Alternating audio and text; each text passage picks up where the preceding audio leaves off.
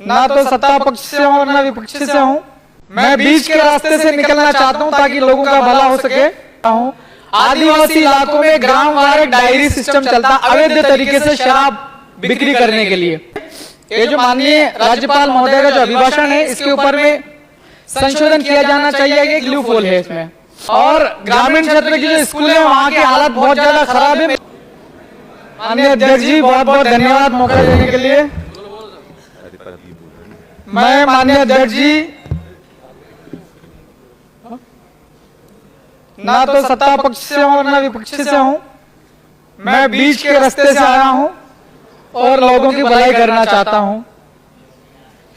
मैं आदिवासी इलाके से चुनकर आया हूँ और सदन में उपस्थित 230 सदन के सदस्य हैं। हम सबके हाथ में प्रदेश का वर्तमान है और भविष्य है। मैं पश्चिम मध्य प्रदेश से चुनकर आया हूँ, रतलाम जिले के सैलान से। मेरे इलाके के अंदर में पास में पड़ता है झाबुआ जिला, अलीराजपुर जिला और धार भी पड़ जाता है। वहां से भी अपनी अपनी कॉन्स्टिट्यूएंसी से माननीय सदस्यगण यहाँ मौजूद हैं। आदिवासी इलाके में सदियों से आदिवासी लोगों को कहीं कहीं बेदखल किया जाता है अपनी जमीनों से और कॉर्पोरेट उद्योगों के निर्माण के लिए जमीनें दी जाती हैं। मैं फिर कह रहा हूं, मैं बीच के रास्ते से निकलना चाहता हूं। माइक देखो उनका क्या गड़बड़ है। मैं बीच के रास्ते से निकलना चाहता हूं ताकि लोगों का भला हो सके। अगर उद्योग बनते हैं तो आदिवासियों की जमीनें जारी हैं। पहले वहां के लोगों से बात किया जाना चाहिए। उन्हें कहीं ना कहीं उनकी परमानेंट आजीविका सेटल करने के लिए पहले उनका समाधान दिया जाना चाहिए। और मेरा सदस्य होने के नाते यहाँ मुझे अवसर मिल रहा है बात रखने का। तो आदिवासी इलाकों में जो बड़े बड़े डैम बनाए जाते हैं, बड़े बड़े तालाब बनाए जाते हैं, मेरे यहाँ पर मत है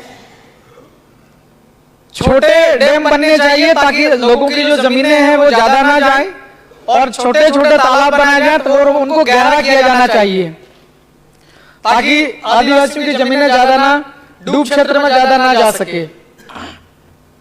और अगर आदिवासियों की जमीनों पर ध्यान न दिया जाए और लगातार विकास की दौड़ में भागा जाए, आदिवासियों की आवाज को सुना न जाए, तो जो अनपढ़ और अकुशल आदिवासी हैं वो अपनी जमीनें चली जाएगी। डैम में जो भी कंस्ट्रक्शन बनता, चाहे 8 लेन रोड बने, चाहे कुछ भी निर्माण कार्य बने, तो ये अनपढ़ और अकुशल आदिवासी जो लोग होते हैं ये नगरों और महानगरों की ओर जाएंगे और भटकेंगे। इन्हें काम मिलेगा नहीं। अकुशल लोगों को काम नहीं मिलता, चाहे छोटे शहर जाओ, बड़े शहर जाओ।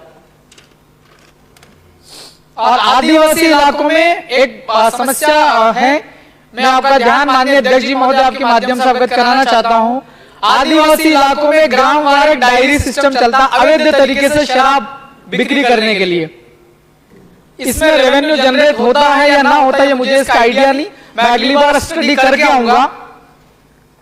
डायरी के आधार पर शराब की बिक्री होती है, लोग बहुत बिगड़ते हैं साहब। इस पर मंथन होना चाहिए।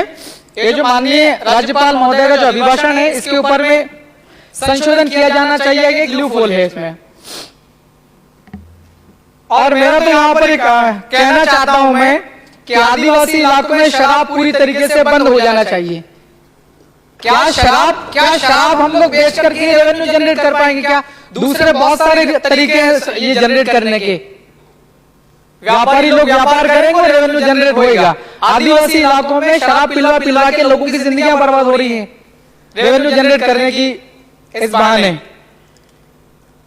और ग्रामीण क्षेत्र की जो स्कूल है वहां की हालत बहुत ज्यादा खराब है। मेरी कॉन्स्टिट्यूएंसी सैलाना पड़ती है, वहां भी हालत खराब है। और पूरी पश्चिम मध्य प्रदेश, रतलाम, झाबुआ, अलीराजपुर, धार, बड़वानी, खरगोन, खंडवा, इधर भी हालत खराब है। स्कूल के अंदर कक्षाएं ठीक से संचालित नहीं हो रही हैं। टीचर्स है तो बहुत कम है संख्या में, और जो है तो उन्हें भी दूसरे काम दिए जाते हैं शासन की दूसरी कल्याणकारी योजनाओं को लागू करने के लिए।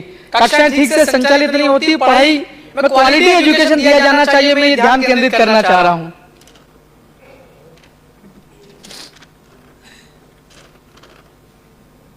और माननीय अध्यक्ष जी आपके माध्यम से मैं सरकार तक अपनी बात कहना चाहता हूं। अलग अलग बहुत सारे विभाग हैं, अलग अलग मंत्रालयों में बहुत विभागों में हजारों वैकेंसीज, जो विभागों में पद जो है वो खाली पड़े हुए हैं।